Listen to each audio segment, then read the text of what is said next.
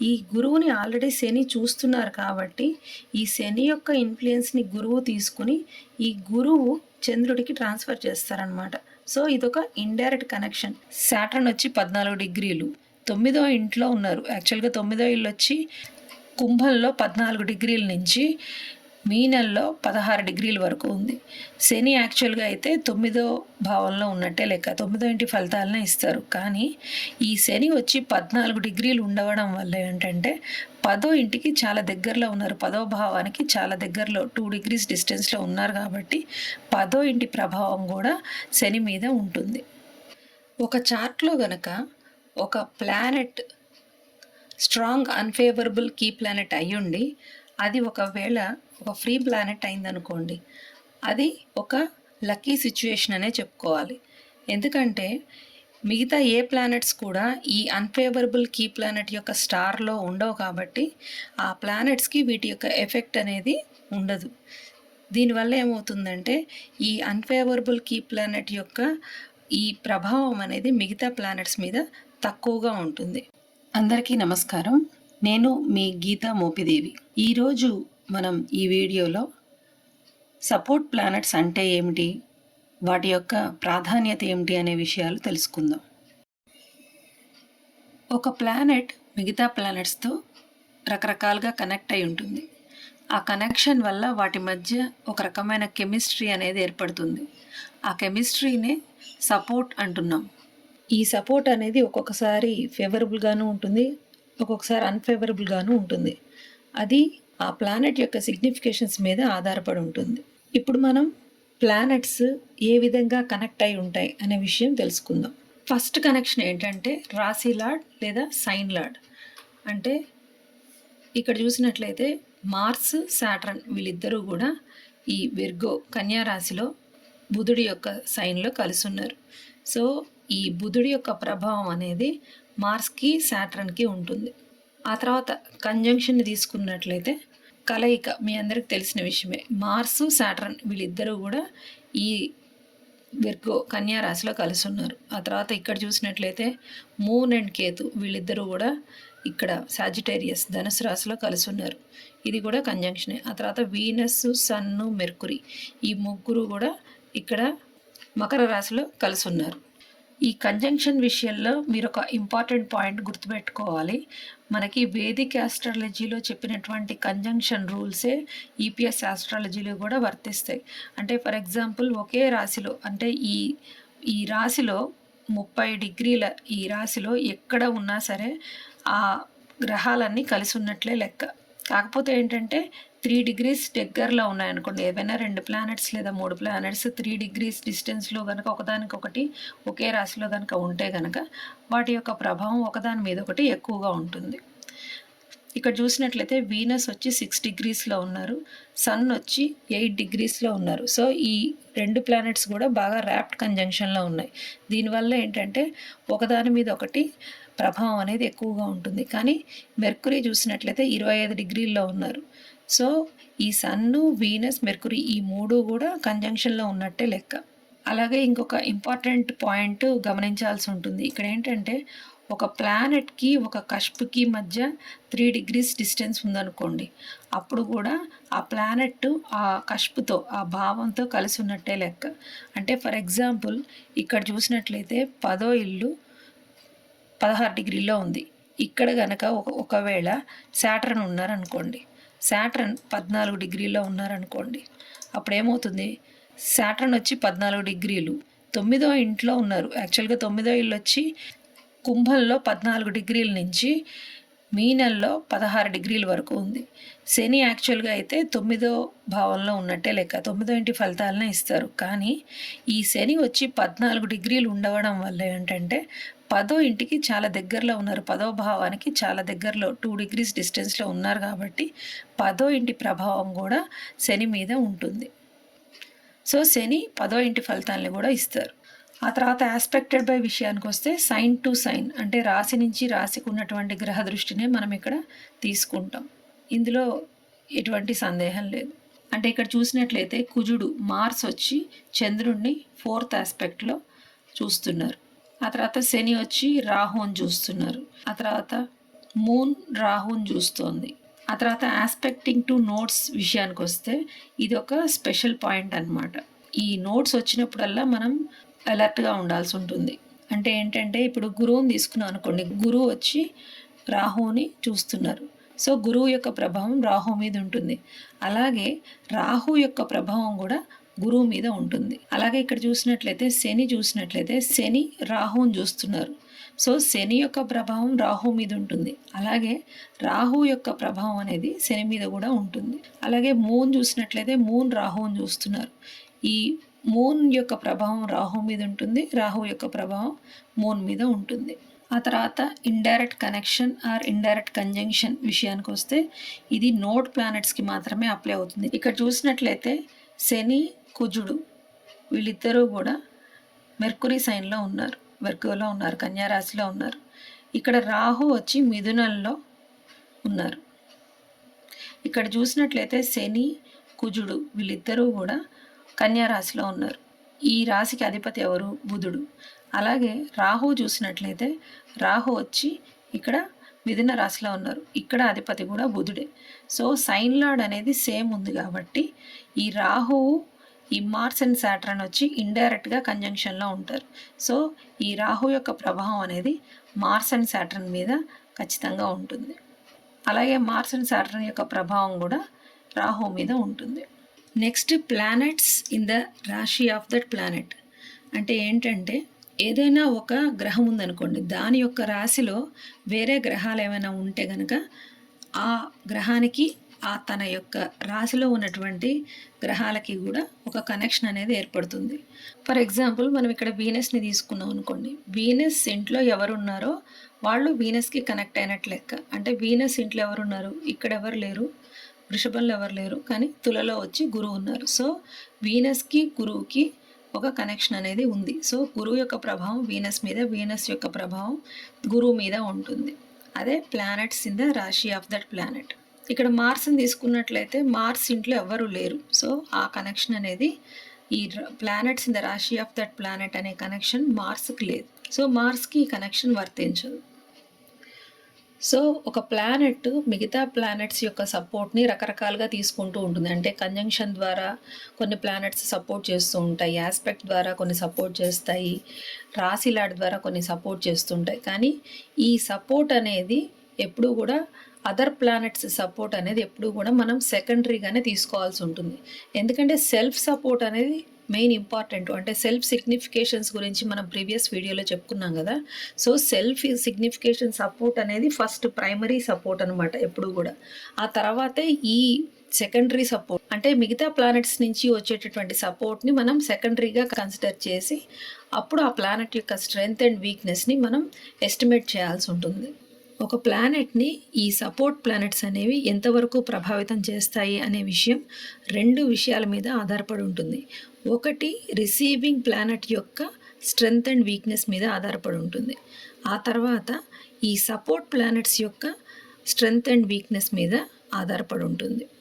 ఇప్పుడు మనం support planets యొక్క self signification, strength and weakness అనేది ప్లానెట్ మీద ఎట్లా ప్రభావం చూపిస్తుంది అనే విషయం తెలుసుకుందాం. అంటే ఫర్ ఎగ్జాంపుల్ మార్స్ని తీసుకున్నాం అనుకోండి, మార్స్ వచ్చి రిసీవింగ్ ప్లానెట్ అనుకుందాం. ఈ సపోర్ట్ ప్లానెట్స్ వచ్చి జూపిటర్, వీనస్, సాటర్న్. ఇప్పుడు మార్స్ వచ్చి ఫేవరబుల్ కీ ప్లానెట్ అనుకుందాం.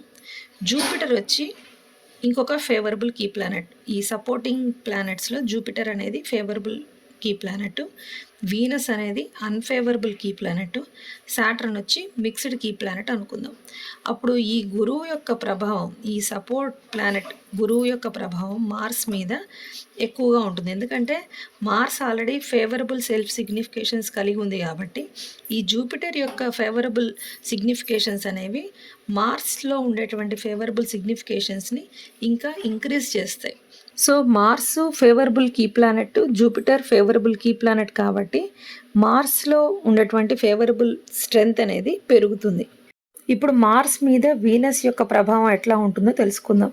మార్స్ వచ్చి ఫేవరబుల్ కీ ప్లానెట్, వీనస్ వచ్చి అన్ఫేవరబుల్ కీ ప్లానెట్ కాబట్టి ఈ మార్స్లో ఉండేటువంటి ఫేవరబుల్ సిగ్నిఫికేషన్స్ని వీనస్లో ఉండేటువంటి అన్ఫేవరబుల్ సిగ్నిఫికేషన్స్ అబ్స్ట్రక్ట్ చేస్తూ ఉంటాయి, అడ్డంకుల్ని కలిగిస్తూ ఉంటాయి. తద్వారా ఏమవుతుంది, మార్స్లో ఉన్నటువంటి ఫేవరబుల్ సిగ్నిఫికేషన్ స్ట్రెంగ్త్ అనేది తగ్గిపోతూ ఉంటుంది. వీనస్ యొక్క అన్ఫేవరబుల్ సిగ్నిఫికేషన్స్ వల్ల మార్స్ యొక్క ఫేవరబుల్ సిగ్నిఫికేషన్ స్ట్రెంగ్త్ అనేది తగ్గిపోతూ ఉంటుంది.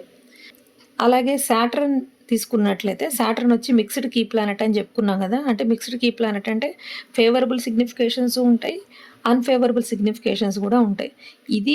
ఈ సాటర్న్ అనేది మార్స్ మీద ఎట్లా ప్రభావం చూపిస్తుందంటే, సాటర్న్లో ఉన్నటువంటి ఫేవరబుల్ సిగ్నిఫికేషన్స్ మార్స్లో ఉన్నటువంటి ఫేవరబుల్ సిగ్నిఫికేషన్స్కి యాడ్ అయ్యి మార్స్లో ఉన్న ఫేవర్ అనేది పెరుగుతుంది. కానీ సాటర్న్లో ఈ నెగిటివ్ సిగ్నిఫికేషన్స్, అన్ఫేవరబుల్ సిగ్నిఫికేషన్స్ ఉన్నాయి కదా, అవి కూడా మార్స్లో ఉన్నటువంటి ఫేవరబుల్ సిగ్నిఫికేషన్స్ని కొంత అబ్స్ట్రక్ట్ చేస్తూ ఉంటాయి. ఇప్పుడు మనం రిసీవింగ్ ప్లానెట్ యొక్క self signification strength and weakness వలన మిగతా ప్లానెట్స్ యొక్క సపోర్ట్ అనేది ఎలా మారుతుందో చూద్దాం. ఇక్కడ మనం ఇంకొక కేసు తీసుకున్నట్లయితే, అంటే ఇందాక చెప్పుకున్నట్లు మార్స్ వచ్చి ఫేవరబుల్ కీ ప్లానెట్ కాదు, మార్స్ వచ్చి మిక్స్డ్ కీ ప్లానెట్ అనుకుందాం. ఈ జూపిటర్ ఫేవరబుల్ కీ ప్లానెటే, వీనస్ అన్ఫేవరబుల్ కీ ప్లానెటే, సాటర్న్ కూడా మిక్స్డ్ కీ ప్లానెటే. అవి మారలేదు. సపోర్ట్ కీ ప్లానెట్స్ యొక్క స్ట్రెంగ్త్ అండ్ వీక్నెస్ అనేది మారలేదు. కానీ మార్స్ రిసీవింగ్ ప్లానెట్ యొక్క సిగ్నిఫికేషన్ అనేది మారిపోయింది. ఇక్కడ ఇది మిక్స్డ్ కీ ప్లానెట్ అయిపోయింది అనుకుందాం. అప్పుడు ఏమవుతుంది, ఈ మార్స్ జూపిటర్ కలిసినప్పుడు ఏమవుతుంది, మార్స్లో ఆల్రెడీ మిక్స్డ్ సిగ్నిఫికేషన్స్ అని చెప్పుకున్నాం కదా. సో మార్స్లో ఉన్నటువంటి ఫేవరబుల్ సిగ్నిఫికేషన్స్ అనేవి జూపిటర్ యొక్క ఫేవరబుల్ సిగ్నిఫికేషన్స్ వల్ల పెరుగుతాయి. వాటి యొక్క స్ట్రెంగ్త్, ఫేవరబుల్ సిగ్నిఫికేషన్ స్ట్రెంగ్త్ అనేది పెరుగుతుంది. కానీ మార్స్లో ఉన్నటువంటి అన్ఫేవరబుల్ సిగ్నిఫికేషన్స్ ఉన్నాయి కదా, వాటి యొక్క ప్రభావం ఈ జూపిటర్ యొక్క ఫేవరబుల్ సిగ్నిఫికేషన్స్ వల్ల కొంత తగ్గుతుంది. అలాగే ఈ వీనస్ అన్ఫేవరబుల్ కీ ప్లానెట్ అనుకున్నాం కదా, ఈ మార్స్ మిక్స్డ్ కీ ప్లానెట్ కాబట్టి ఈ మార్స్ వీనస్ కలిసినప్పుడు వీనస్ యొక్క ప్రభావం మార్స్ మీద ఎలా పనిచేస్తుందంటే, మార్స్లో ఉన్నటువంటి ఫేవరబుల్ సిగ్నిఫికేషన్స్ అనేవి ఆ స్ట్రెంగ్త్ అనేది తగ్గిపోతుంది. ఎందుకు, ఆల్రెడీ వీనస్లో అన్ఫేవరబుల్ సిగ్నిఫికేషన్స్ ఉన్నాయి కదా, మార్స్లో కూడా అన్ఫేవరబుల్ సిగ్నిఫికేషన్స్ ఉన్నాయి కాబట్టి వాటికి వీనస్లో ఉన్నటువంటి అన్ఫేవరబుల్ సిగ్నిఫికేషన్స్ యాడ్ అయ్యి ఇంకొంచెం దుష్ప్రభావాన్ని మార్స్ మీద చూపిస్తాయి. సో మార్స్లో ఉన్నటువంటి ఫేవరబుల్ సిగ్నిఫికేషన్ స్ట్రెంగ్త్ ఇంకా తగ్గుతుంది. అలాగే సాటర్న్ కూడా మళ్ళీ మిక్స్డ్ కీ ప్లానెట్ అనుకున్నాం కదా. సో మార్స్ మిక్స్డ్ కీ ప్లానెటే, సాటర్న్ కూడా మిక్స్డ్ కీ ప్లానెటే. దీనివల్ల ఏమవుతుందంటే మార్స్లో ఉన్నటువంటి ఫేవరబుల్ సిగ్నిఫికేషన్స్ సాటర్న్లో ఉన్నటువంటి ఫేవరబుల్ సిగ్నిఫికేషన్స్ యాడ్ అవుతాయి. ఆ తర్వాత మార్స్లో ఉన్నటువంటి అన్ఫేవరబుల్ సిగ్నిఫికేషన్స్ సాటర్న్లో ఉన్నటువంటి అన్ఫేవరబుల్ సిగ్నిఫికేషన్స్ కూడా యాడ్ అవుతాయి. ఒకవేళ ఫేవరబుల్ సిగ్నిఫికేషన్ స్ట్రెంగ్త్ ఎక్కువ ఉందనుకోండి, అప్పుడు అన్ఫేవరబుల్ స్ట్రెంగ్త్ అనేది కొంత తగ్గుతుంది. అదే ఒకవేళ అన్ఫేవరబుల్ సిగ్నిఫికేషన్సే ఎక్కువ ఉన్నాయనుకోండి, ఫేవరబుల్ సిగ్నిఫికేషన్ అనేది కొంత తగ్గిపోతుంది. ఒకవేళ సపోర్ట్ ప్లానెట్స్లో గనక ఫేవరబుల్ సెల్ఫ్ సిగ్నిఫికేషన్ స్ట్రెంగ్త్ అనేది చాలా బలంగా ఉన్నట్లయితే అది ప్లానెట్ యొక్క ఫేవరబుల్ సిగ్నిఫికేషన్ స్ట్రెంగ్త్ని ఇంకా బలోపేతం చేస్తుంది, ఇంకా పెంచుతుంది. అలాగే ప్లానెట్లో ఉన్నటువంటి అన్ఫేవరబుల్ సిగ్నిఫికేషన్ స్ట్రెంగ్త్ని కూడా తగ్గిస్తుంది. సో ప్లానెట్ యొక్క వీక్నెస్ అనేది తగ్గిపోతుంది, స్ట్రెంగ్త్ అనేది పాజిటివ్ స్ట్రెంగ్త్ అనేది పెరుగుతుంది. అలాగే ఒకవేళ సపోర్ట్ ప్లానెట్స్లో గనక అన్ఫేవరబుల్ సెల్ఫ్ సిగ్నిఫికేషన్ స్ట్రెంగ్త్ బలంగా ఉందనుకోండి, అదేం చేస్తుంది, ప్లానెట్ యొక్క సెల్ఫ్ సిగ్నిఫికేషన్ స్ట్రెంగ్త్ అంటే ఫేవరబుల్ సిగ్నిఫికేషన్ స్ట్రెంగ్త్నేమో తగ్గించేస్తుంది.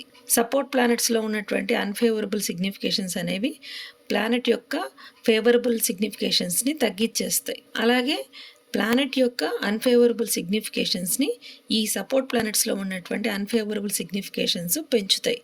అందువల్ల ఏమవుతుందంటే ప్లానెట్ ఇంకా వీక్ అయిపోతుంది, బలం అనేది తగ్గిపోతుంది. ఈ సపోర్ట్ ప్లానెట్స్లో కూడా ఏ రకమైన కనెక్షన్ అనేది ఎక్కువ ఇంపాక్ట్ చేస్తుంది, ఎక్కువ ప్రభావితం చేస్తుంది అనే విషయం ఇప్పుడు తెలుసుకుందాం. ఎప్పుడు కూడా కంజంక్షన్ అనేది చాలా స్ట్రాంగ్ కనెక్షన్ అనమాట. ఇది ఎక్కువ ప్రభావితం చేస్తుంది. ఆ తర్వాత ఆస్పెక్టెడ్ బై అనే కనెక్షను ఎక్కువ ఇంపాక్ట్ చూపిస్తుంది. ఆ తర్వాత ఆస్పెక్టింగ్ టు నోడ్, ఆ తర్వాత సైన్ ఎక్స్చేంజ్. సైన్ ఎక్స్చేంజ్ అంటే మీకు తెలుసు, అంటే రాశి పరివర్తన. ఆ తర్వాత ఇండైరెక్ట్ కంజంక్షన్, ఆ తర్వాత రాశీలాడ్ కనెక్షన్. ఇవి జనరల్గా ఆర్డర్ ఆఫ్ స్ట్రెంగ్త్ ఇలా ఉంటుంది. కొన్ని స్పెషల్ కేసెస్లో ఈ ఆర్డర్ ఆఫ్ స్ట్రెంగ్త్ అనేది కూడా మారిపోతుంది. అది ఎప్పుడు అనేది నేను ఇప్పుడు చెప్తాను. ఒకవేళ ఈ సపోర్ట్ ప్లానెట్స్లో ఫ్రీ ప్లానెట్స్ ఉంటే గనక అవి ఎక్కువ ప్రభావాన్ని చూపిస్తాయి. ఆ తర్వాత సిగ్నిఫికెంట్ సైన్ లార్డ్ అనే కనెక్షన్ కూడా ఎక్కువ స్ట్రెంగ్త్ కలిగి ఉంటుంది.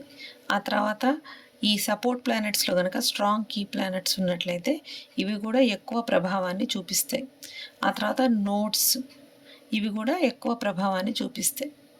ఇప్పుడు నేను ఈ ఫ్రీ ప్లానెట్స్ గురించి ఎక్స్ప్లెయిన్ చేస్తాను. కొన్ని సందర్భాల్లో ఏమవుతుందంటే కొన్ని గ్రహ నక్షత్రాల్లో వేరే ఏ గ్రహాలు కూడా పడవు. అటువంటి గ్రహాలని ఫ్రీ ప్లానెట్స్ అంటారు, అంటే స్వతంత్ర గ్రహాలు అంటారు. అంటే ఫర్ ఎగ్జాంపుల్ ఇక్కడ చూసినట్లయితే వీనస్ని తీసుకున్నాం అనుకోండి. వీనస్ వచ్చి ఇక్కడ స్టార్ సింబల్ తెలుస్తుంది కదా, ఇది ఒక ఫ్రీ ప్లానెట్. అంటే వీనస్ నక్షత్రాల్లో వేరే ఏ ప్లానెట్స్ లేవు. అంటే ఇక్కడ చూసినట్లయితే ఈ చార్ట్లో ఇక్కడ భరణి నక్షత్రం ఉంది, ఇక్కడ ఏ ప్లానెట్ కూడా ఏ గ్రహం కూడా లేదు. అలాగే ఇక్కడ పుబ్బా నక్షత్రం ఉంది, ఇక్కడ కూడా ఏ ప్లానెట్ లేదు. ఆ తర్వాత ఇక్కడ పూర్వాషాఢ నక్షత్రం ఉంది, కానీ ఈ చంద్రుడు వచ్చి 8 డిగ్రీల్లో ఉన్నారు. కేతువు నక్షత్రం మూలా నక్షత్రంలో ఉన్నారు. ఈ కేతు వచ్చి ఇక్కడ సూర్యుడి నక్షత్రం ఉత్తరాషాఢ నక్షత్రంలో ఉన్నారు. ఇక్కడ పూర్వాషాఢ నక్షత్రంలో ఏ గ్రహం లేదు. సో ఈ శుక్రుడి యొక్క నక్షత్రాలు ఖాళీగా ఉన్నాయి. అందువల్ల శుక్రుడికి బలం ఎక్కువగా ఉంటుంది. శుక్రుడిని ఫ్రీ ప్లానెట్ అంటారు. అలాగే శనిని తీసుకున్నట్లయితే శని కూడా సేమ్. ఇక్కడ పుష్యమి నక్షత్రంలో ఎవరూ లేరు. అనురాధ నక్షత్రంలో కూడా ఏ ప్లానెట్ కూడా లేదు. ఆ తర్వాత ఉత్తరాభాద్ర నక్షత్రంలో కూడా ఎవరు లేరు. సో శని కూడా ఫ్రీ ప్లానెట్ అనమాట. ఆ తర్వాత బుధుడు కూడా ఫ్రీ ప్లానెట్. సో ఇలా ఫ్రీ ప్లానెట్గా ఉండడం వల్ల ఏంటంటే ఏ గ్రహానికి కూడా దీని యొక్క ఎఫెక్ట్ అనేది ఉండదు. ఏ గ్రహాలు కూడా వీనస్ స్టార్లో, ఆ తర్వాత సాటర్న్ స్టార్లో, మెర్కురీ స్టార్లో లేకపోవడం వల్ల వాటికి వీటి యొక్క ఎఫెక్ట్ అనేది దొరకదు. కానీ వీటి ప్రభావం అనేది సపోర్ట్ ప్లానెట్స్లో ఖచ్చితంగా ఉంటుంది. ఈ ఫ్రీ ప్లానెట్ యొక్క నక్షత్రాల్లో ఏ ప్లానెట్స్ లేకపోవడం వల్ల ఈ ఫ్రీ ప్లానెట్స్ యొక్క ఎఫెక్ట్ అనేది వేరే ప్లానెట్స్కి ఉండదు. ఈ ఫ్రీ ప్లానెట్స్ ఏ ప్లానెట్స్కి కూడా స్టార్ లార్డ్గా పనిచేసే అవకాశం లేదు. ఒకటి అవి సబ్ లార్డ్గా అయినా యాక్ట్ చేయగలుగుతాయి, లేదా సబ్ లార్డ్గా కూడా యాక్ట్ చేస్తూ ఉంటాయి.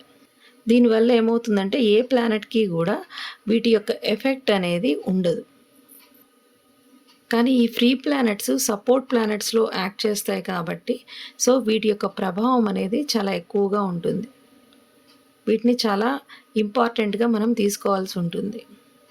ఇప్పుడు ఒక ప్లానెట్ ఫ్రీ ప్లానెట్గా ఉండడం వల్ల కలిగే లాభాలేంటి, నష్టాలేంటి అనే విషయం చెప్పుకుందాం.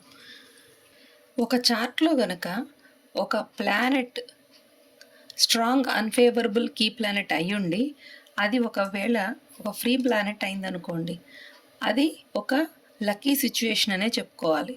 ఎందుకంటే మిగతా ఏ ప్లానెట్స్ కూడా ఈ అన్ఫేవరబుల్ కీ ప్లానెట్ యొక్క స్టార్లో ఉండవు కాబట్టి ఆ ప్లానెట్స్కి వీటి యొక్క ఎఫెక్ట్ అనేది ఉండదు. దీనివల్ల ఏమవుతుందంటే ఈ అన్ఫేవరబుల్ కీ ప్లానెట్ యొక్క ఈ ప్రభావం అనేది మిగతా ప్లానెట్స్ మీద తక్కువగా ఉంటుంది. ఫర్ ఎగ్జాంపుల్ ఈ చార్ట్లో చూసుకున్నట్లయితే మూన్ వచ్చి 2వ ఇంటి వాడు 6వ ఇంట్లో ఉన్నారు. 4, 8, 12కు స్టార్ లార్డ్, 6వ ఇంటికి సబ్ లార్డ్. సో మ్యారేజ్ అనే ఈవెంట్కి మనం తీసుకున్నట్లయితే మూన్ వచ్చి మనకి అన్ఫేవరబుల్ కీ ప్లానెట్ అవుతుంది. ఫర్ ఎగ్జాంపుల్ మూన్ అనేది ఒక ఫ్రీ ప్లానెట్ అయిందనుకోండి, అప్పుడు ఏమవుతుందంటే మిగతా ప్లానెట్స్ ఏవి కూడా మూన్ యొక్క స్టార్లో ఉండకపోవడం వల్ల మూన్ యొక్క ఎఫెక్ట్ అనేది మిగతా ప్లానెట్స్కి ఉండదు. సో అప్పుడు అందులో ముఖ్యంగా ఈ 7th rulers, 7th star lord కానీ, 7th లార్డ్ కానీ, 7th సబ్ లార్డ్ కానీ ఇవి వచ్చి ఈ మూన్ స్టార్లో ఉండకపోవడం వల్ల మ్యారిటల్ లైఫ్ వచ్చి కొంత డిస్టర్బెన్సెస్ అనేవి తక్కువగా ఉంటాయి అని చెప్పుకోవచ్చు. ఈ ఫ్రీ ప్లానెట్స్ సపోర్ట్ ప్లానెట్స్లో ఎక్కువ ఇన్ఫ్లుయెన్స్ చూపిస్తూ ఉంటాయి. సో మనం ఆ విషయం మర్చిపోకూడదు. అలాగే ఏదైనా ఒక చార్ట్లో ఒక ప్లానెట్ వచ్చి స్ట్రాంగ్ ఫేవరబుల్ కీ ప్లానెట్ అనుకుందాం. అదే వచ్చి ఒకవేళ ఫ్రీ ప్లానెట్ అయిందనుకోండి, అది వచ్చి ఒక అన్లక్కీ సిచ్యువేషన్. ఎందుకంటే మిగతా ఏ ప్లానెట్స్ కూడా ఈ ఫేవరబుల్ ఎఫెక్ట్ని తీసుకోవు కాబట్టి ఫేవరబుల్ రిజల్ట్స్ అనేవి తగ్గే ఛాన్సెస్ ఉంటాయి. అంటే ఫర్ ఎగ్జాంపుల్ ఇక్కడ వీనస్ వచ్చి ఇక్కడ strong favourable key planet marriage అనే సిచ్యువేషన్ తీసుకున్నట్లయితే మ్యారేజ్ అనే ఈవెంట్కి ఇక్కడ వీనస్ అనేది స్ట్రాంగ్ ఫేవరబుల్ కీ ప్లానెట్. 12వ ఇల్లు ఉంటే కూడా ప్రాబ్లం ఏం లేదు. 6వ ఇల్లు ఉంటేనే మనం నెగిటివ్ కీ ప్లానెట్ అనుకోవాలి.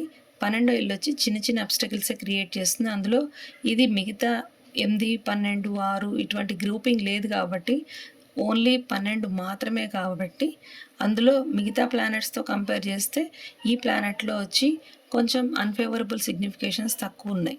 12th హౌస్ మాత్రమే ఉంది కాబట్టి ఇదే వచ్చి ఒక స్ట్రాంగ్ కీ ప్లానెట్. కానీ ఇది ఫ్రీ ప్లానెట్ అయిన దానివల్ల ఏంటంటే దీని ఎఫెక్ట్ అనేది వేరే ప్లానెట్స్కి ఉండదు. మిగతా ఏ ప్లానెట్స్ కూడా వీనస్ స్టార్లో ఉండవు కాబట్టి ఈ ఫేవరబుల్ రిజల్ట్స్ అనేవి మిగతా ప్లానెట్స్ ఇచ్చే అవకాశం తగ్గిపోతుంది.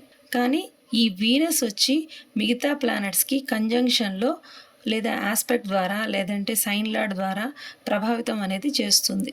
అంటే ఇక్కడ చూసినట్లయితే వీనస్ వచ్చి సూర్యుడికి, ఆ తర్వాత బుధుడికి, ఆ తర్వాత వీనస్ ఇంట్లో జూపిటర్ ఉన్నారు కదా, ఈ జూపిటర్కి వీటన్నిటికీ కూడా ఈ యొక్క వీనస్ యొక్క ఇన్ఫ్లుయెన్స్ అనేది ఖచ్చితంగా సపోర్ట్ ద్వారా అందజేస్తూ ఉంటుంది. సో ఈ విషయాన్ని మనం మర్చిపోకూడదు. ఇప్పుడు మనం సిగ్నిఫికెంట్ సైన్ లార్డ్ అంటే ఏంటో తెలుసుకుందాం. Planets is in sign exchange with sign lord. అంటే సైన్ ఎక్స్చేంజ్ అంటే మీకు ఆల్రెడీ తెలుసు. ఫర్ ఎగ్జాంపుల్ ఇక్కడ చూసినట్లయితే గురువు ఇంట్లో శని ఉన్నారు, శని ఇంట్లో గురువు ఉన్నారు. సో దీన్ని సిగ్నిఫికెంట్ సైన్ లార్డ్ అంటాం. అంటే గురువుకి వచ్చి శని సిగ్నిఫికెంట్ సైన్ లార్డ్, శనికి వచ్చి గురువు సిగ్నిఫికెంట్ సైన్ లార్డ్ అనమాట. సో ప్లానెట్స్ కనుక ఎక్స్చేంజ్లో ఉంటే కనుక ఒకదానికొకటి అవి సిగ్నిఫికెంట్ సైన్ లార్డ్ అవుతాయి. ఈ సైన్ ఎక్స్చేంజ్ వల్ల సైన్ లార్డ్ కనెక్షన్ యొక్క సపోర్ట్ అనేది ఇంపాక్ట్ అనేది ఎక్కువగా ఉంటుంది.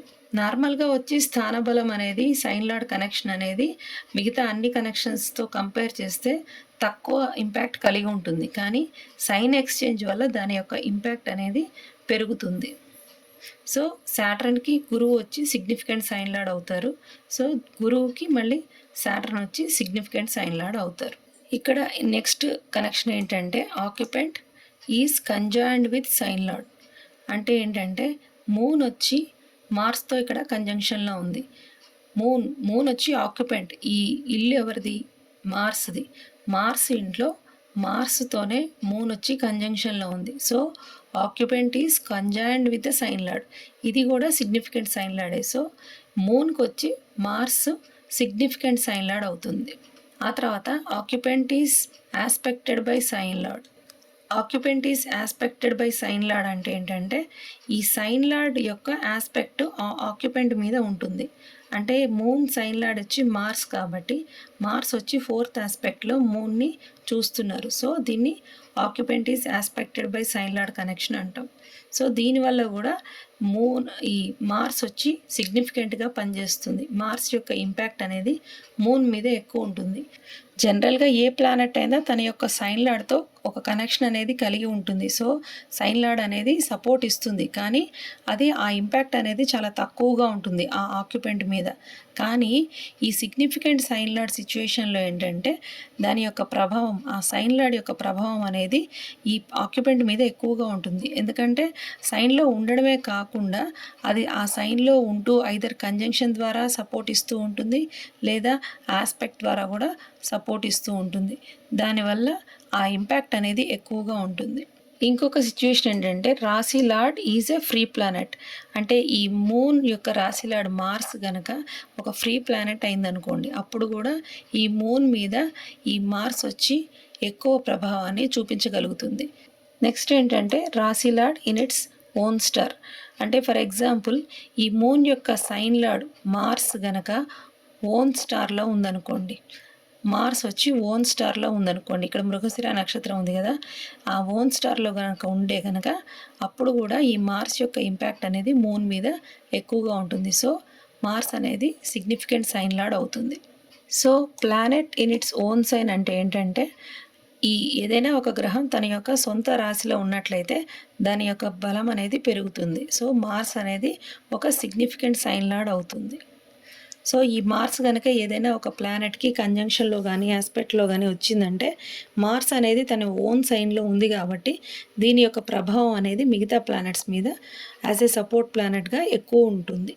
ఈ సిగ్నిఫికెంట్ సైన్ లార్డ్ సపోర్ట్లో కూడా ఈ ఫస్ట్ 3 సపోర్ట్స్ అనేవి ఈ నెక్స్ట్ 3 సపోర్ట్స్ కంటే కంపారిటివ్గా ఎక్కువ స్ట్రెంగ్త్ని కలిగి ఉంటాయి, ఎక్కువ ఇంపాక్ట్ అనేది, ఎక్కువ సపోర్ట్ని ఇవ్వగలుగుతాయి. వీటి యొక్క ఇంపాక్ట్ అనేది ఆ ప్లానెట్ మీద ఎక్కువగా ఉంటుంది. Next multiple support sign lord అంటే ఏంటో తెలుసుకుందాం. మల్టిపుల్ సపోర్ట్ సైన్ లార్డ్ అంటే a planet is in sign exchange with its sign lord and also aspected by the sign lord. అంటే ఇక్కడ చూసినట్లయితే సాటర్న్, జూపిటర్ ఈ రెండు కూడా ఆల్రెడీ సైన్ ఎక్స్చేంజ్లో ఉన్నాయి. అంతేకాకుండా ఈ సాటర్న్ అనేది జూపిటర్ని ఆస్పెక్ట్ చేస్తోంది. సో ఇట్లా సాటర్న్, జూపిటర్ సైన్ ఎక్స్చేంజ్లో ఉండడమే కాకుండా సాటర్న్ యొక్క ప్రభావం, సాటర్న్ ఆస్పెక్ట్ కూడా జూపిటర్ మీద ఉంది. సో దీనివల్ల ఏంటంటే ఇంకా సాటర్న్ యొక్క ప్రభావం అనేది జూపిటర్ మీద ఎక్కువగా ఉంటుంది. ఇక్కడ ఇండైరెక్ట్ సపోర్ట్ ప్లానెట్స్ అనేది ఒక ఎగ్జాంపుల్ ద్వారా మీకు ఎక్స్ప్లెయిన్ చేస్తాను. ఇక్కడ చూసినట్లయితే శని, గురువు, శని వచ్చి గురువుని చూస్తున్నారు, ఈ గురువు వచ్చి చంద్రుడిని చూస్తోంది. దీనివల్ల ఏమవుతుందంటే జనరల్గా గురువు యొక్క ఇన్ఫ్లుయెన్స్ చంద్రుడి మీద ఉంటుంది అనే విషయం మనకు తెలుసు. కానీ ఈ గురువుని ఆల్రెడీ శని చూస్తున్నారు కాబట్టి ఈ శని యొక్క ఇన్ఫ్లుయెన్స్ని గురువు తీసుకుని ఈ గురువు చంద్రుడికి ట్రాన్స్ఫర్ చేస్తారనమాట. సో ఇదొక ఇండైరెక్ట్ కనెక్షన్. సో చంద్రుడి మీద గురువు కనెక్షన్, గురువు యొక్క ఇన్ఫ్లుయెన్స్ అనేది డైరెక్ట్గా ఉంటుంది, కానీ ఈ చంద్రుడికి శని యొక్క ఇన్ఫ్లుయెన్స్ అనేది ఇండైరెక్ట్గా వస్తుంది, గురువు వల్ల అది పాస్ అవుతోంది. ఫర్ ఎగ్జాంపుల్ ఇప్పుడు నాకు 10th క్లాస్లో ఒక ఫ్రెండ్ ఉందనుకుందాం. ఆ తర్వాత నేను ఇంటర్ చదివేటప్పుడు ఇంకొక ఫ్రెండ్ ఉంటారు. సో మేమందరం కలిసినప్పుడు ఏమవుతుంది, నా వల్ల వాళ్ళిద్దరూ కూడా కనెక్ట్ అవుతారు. నా ఇంటర్ క్లాస్మేటు ఆ తర్వాత 10th క్లాస్మేట్ కూడా కనెక్ట్ అయ్యే ఛాన్సెస్ ఉంటాయి. సో ఇదొక ఇండైరెక్ట్ కనెక్షన్ అనమాట. ఇప్పుడు ఇక ఇండైరెక్ట్ సపోర్ట్ ప్లానెట్స్లో ఇంకొక సిచ్యువేషన్ గురించి చెప్పుకుందాం. ఈ ఇండైరెక్ట్ సపోర్ట్లో కూడా ఏది స్ట్రాంగ్ అంటే మల్టిపుల్ సపోర్ట్ సైన్ లార్డ్ గనక తన యొక్క ఇన్ఫ్లుయెన్స్ని పాస్ చేస్తూ ఉంటే ఆ ఇండైరెక్ట్ సపోర్ట్ అనేది కొంచెం స్ట్రెంగ్త్ ఎక్కువగా ఉంటుంది.